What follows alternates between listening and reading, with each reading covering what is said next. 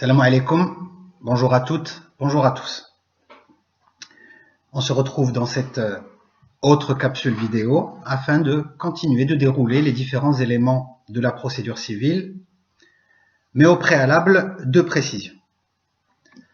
La première, c'est qu'il ne faut en aucun cas considérer ces capsules vidéo comme étant le cours ou la totalité du cours.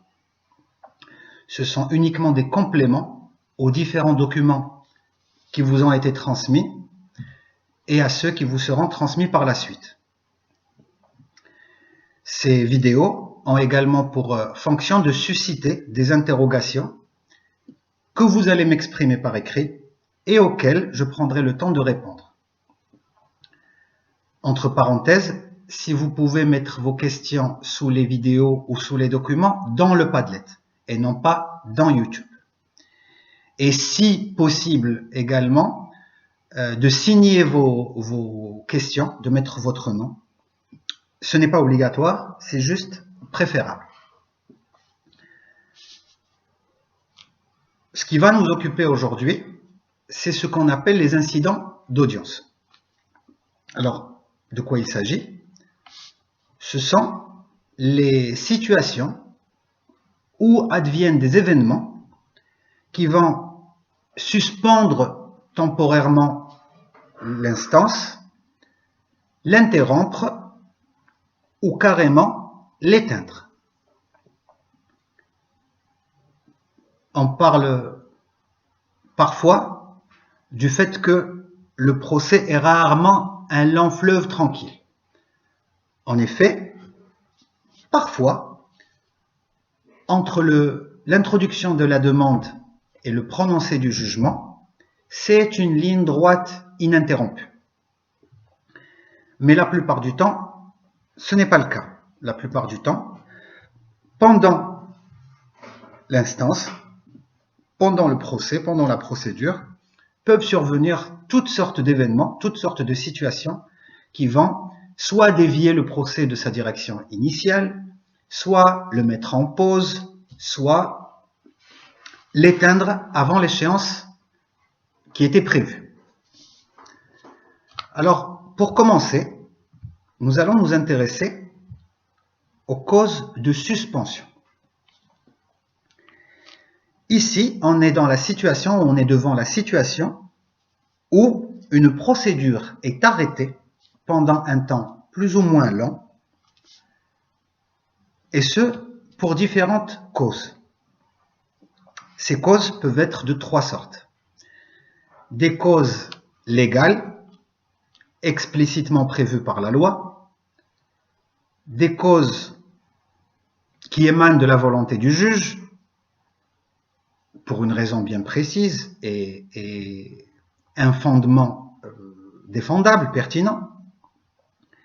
Et troisièmement, des situations où la suspension émane de la volonté des parties. Pour cette dernière situation, celle de la volonté des parties, certains auteurs ont parlé de suspension conventionnelle. Alors de quoi il s'agit? Il s'agit de la situation, certes rare, mais possible, où des parties qui ont engagé un procès, qui se sont engagées dans une bataille judiciaire, au fur et à mesure, se rendent compte qu'ils peuvent trouver une sortie amiable à leur litige, qu'ils peuvent trouver une solution amiable. Ils peuvent, dans ce cas, mettre fin à la procédure, certes, mais ils peuvent aussi simplement se désintéresser de la procédure et des actes de procédure à accomplir. Dans ce cas, le juge pourra prononcer une radiation du rôle de l'audience pour défaut de diligence. Le défaut de diligence ici, comme on l'a vu, est volontaire. Il émane de la volonté des parties. La deuxième situation, c'est celle où la suspension émane ou est une décision du juge. Ce sera le cas lorsque le juge estime que pour se prononcer sur un litige, il a besoin d'éléments ou d'informations qui dépendent d'une autre instance en cours, un autre procès en cours, et la solution de cet autre procès en cours sera déterminante pour que le juge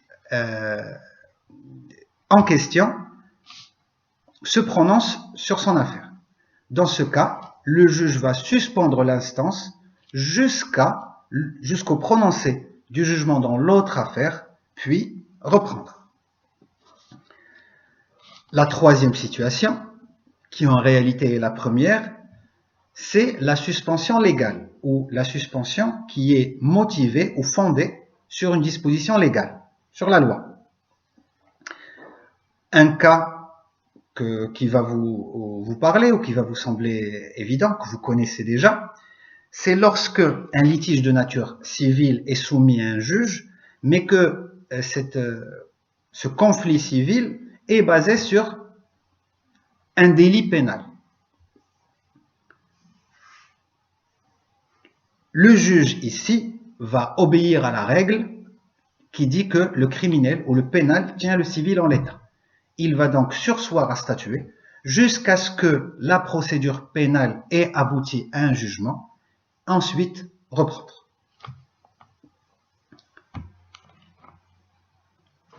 Nous avons, outre la suspension, nous avons l'interruption. Ici, ce sont les situations où il y a des modifications dans la situation des parties. Par exemple, une des parties qui était mineure et représentée accède à la majorité, c'est une cause d'interruption d'instance. Le décès d'une partie, c'est également une cause d'interruption. La mise sous tutelle d'une partie qui était capable au commencement du procès et qui se trouve mise sous tutelle ou frappée d'incapacité pendant le déroulement de l'instance, c'est une cause d'interruption. Et également, lorsque l'avocat en charge de la défense d'une des parties vient à quitter sa fonction. Ou, là, on peut dire simplement lorsque, dans le cadre de la cessation de l'activité ou des fonctions de l'avocat dans le cadre de sa représentation. Ici, ces motifs d'interruption trouvent leur fondement logique ou leur fondement philosophique sur le fait, d'une part, de protéger les parties qui ont subi ces différents changements dans leur situation, et le revers de la médaille, c'est d'empêcher l'adversaire de profiter de cette situation pour accomplir des actes de procédure alors que la partie adverse n'est pas en mesure de se défendre ou d'y répondre. Il est à savoir que, une fois que les motifs d'interruption viennent à disparaître, l'instance peut être reprise dans les mêmes formes que l'introduction de l'instance ou l'introduction de la demande initiale, telle que prévue par l'article 117 du Code de procédure civile.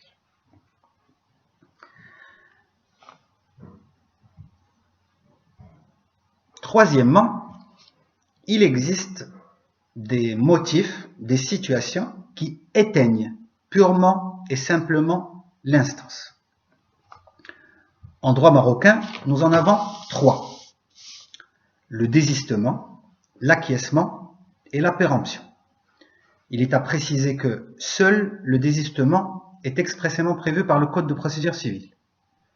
L'acquiescement et la péremption d'instance sont inspirés du droit français, notamment, mais pas que, et ont peu à peu trouvé leur place dans la pratique juridictionnelle marocaine. Concernant le désistement, il s'agit simplement pour une partie de renoncer, se désister, quitter le procès ou quitter l'instance. Ce désistement peut prendre deux formes. Soit un désistement de l'instance qui n'entraîne pas renonciation au fond du droit. Ça veut dire que la personne qui se désiste simplement de cette instance-là, mais garde la possibilité de revenir plus tard devant une autre juridiction ou devant la même juridiction pour réclamer les mêmes prétentions. Il n'a renoncé qu'au procès en cours. Par contre, le désistement de l'action entraîne la renonciation au droit d'agir relativement à la même prétention. Il ne sera pas possible pour cette partie qui s'est désistée de l'action de revenir plus tard et d'intenter une action concernant le même objet.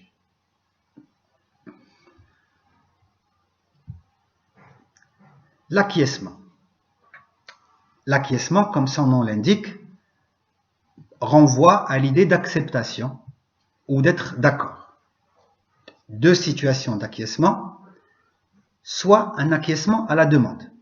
Ici, l'adversaire, le défendeur, reconnaît que les prétentions du demandeur sont légitimes, reconnaît qu'il n'a pas de moyen de défense à faire valoir, et donc se soumet aux prétentions du demandeur directement, et ne voulant pas rentrer dans les affres d'un procès qu'il sait perdu d'avance. L'acquiescement peut aussi être au jugement. Ici, les parties ont mené leur procédure jusqu'à ce que ça aboutisse à un jugement, et la partie défaillante, celle qui a perdu, accepte. Elle ne fait pas valoir son droit aux voies de recours, elle accepte le jugement. Enfin, nous avons la péremption d'instance. Ici, l'instance s'éteint à cause de l'inaction des parties. Comme vous le savez, la plupart des actes de procédure prévus par la procédure civile sont rythmés par des obligations de respect de délai. Ici, il n'y a pas de délai explicitement prévu par le Code de procédure civile, contrairement à la France où l'instance s'éteint après 2 ans d'inaction des parties. Article 386 du nouveau Code de procédure civile. En droit marocain, comme le délai de péremption n'est pas prévu, eh bien cette décision va revenir souverainement au magistrat devant lequel l'affaire est en cours. N'hésitez pas, si vous avez des questions, à les mettre sous la vidéo dans le Padlet, et à bientôt.